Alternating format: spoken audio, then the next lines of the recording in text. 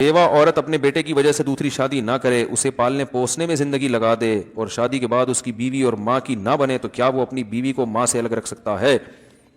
بیوہ عورت نے جو اپنے بیٹے کی وجہ سے شادی نہیں کی, یہ غلط کیا. اس بارے میں ایک حدیث پیش کی جاتی ہے ابو داؤد کی کہ جو عورت اپنے بچوں کی وجہ سے شادی نہیں کرے گی قیامت کے دن میرے ساتھ ہوگی. یہ حدیث صحیح نہیں ہے اور دوسری نصوص کے خلاف بھی ہے. قرآن میں بے نکاحوں کو نکاح کی ترغیب دی ہے, اس میں بیوہ بھی داخل ہیں, طلاق یافتہ بھی داخل ہیں, مرد بھی داخل ہیں, عورتیں سب داخل ہیں اس میں. تو جو بھی بغیر نکاح کے ہو اس میں قرآن نے اس کو ترغیب دی ہے کہ وہ کلے زندگی, بولو بھائی, اکیلے زندگی نہ گزارے. تو اور احادیث میں بھی.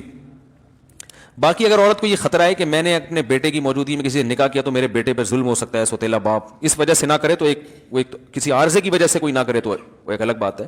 لیکن بہرحال عورت کو ترغیب یہی ہے. اب یہی ہوا ہے نا, انہوں نے خود شادی نہیں کی, ان کو شوہر نہیں ملا, مزید اولاد بھی نہیں ملی. مزید اولاد ہوتی, ان کا شوہر ہوتا تو آج شوہر پال رہا ہوتا. اولاد ہوتی, یہ والا نالائق ہوتا تو دوسری ایک بہو نالائق ہوتی, دوسری لائق ہوتی. اتنے بچے پیدا کرو ہول سیل کے حساب سے کہ اسپیئر میں 2-4 بگڑنے کے لیے بھی رکھو. حقیقت بتا رہا ہوں, 1-2 اور بگڑ گئے تو زندگی برباد ہو گئی نا. میرے پاس آتی ہیں بعض بوڑھی عورتیں, ایک ہی بیٹا ہے, بہو نے اس کو یرغمال بنایا ہوا ہے, وہ زندگی بیچاروں کی عذاب گزر رہی ہوتی ہے. میں ان کو یہ کہتا تو نہیں کہ آپ نسل روکنے کا عذاب ہے, کیونکہ اور بیچاری پریشان ہو جائیں گی. بعض دفعہ قدرت کی طرف سے بھی اولاد نہیں ملتی, لیکن آج کل تو خود سے روکی جا رہی ہے. اس کا پھر خمیازہ بھگتنا پڑتا ہے بڑھاپے میں, سمجھ رہے ہیں؟ تو ماں کی نہ بنے تو کیا بیوی کو ماں سے الگ, ہاں ماں سے الگ رکھ سکتا ہے, لیکن ماں کے ساتھ جا کے پھر ٹائم زیادہ گزارا کرے تاکہ اس کو تنہائی محسوس نہ ہو. مفتی صاحب, شریعت کے مطابق حق مہر کتنا ہونا چاہیے؟ جو میاں بیوی میں آپس میں طے ہو جائے, اس میں شریعت نے کوئی پابندی نہیں لگائی ہے. مفتی صاحب آپ جمعے کا خطبہ بہت اچھا دیتے ہیں, آپ سے گزارش ہے کہ میں خطبہ ریکارڈ کروا دیں. جی انشاءاللہ بھائی, نوٹ کر لو, جمعے کا خطبہ ریکارڈ کرنا ہے. مفتی صاحب آپ نے جو گزشتہ جمعہ میں جو شرک پر بیان کیا, اس بیان سے کئی لوگوں نے غیر اللہ کو پکارنا اور ان سے مانگنا چھوڑ دیا. یہ رپورٹ پیش کی, انہوں نے مسئلہ نہیں پوچھا ہے.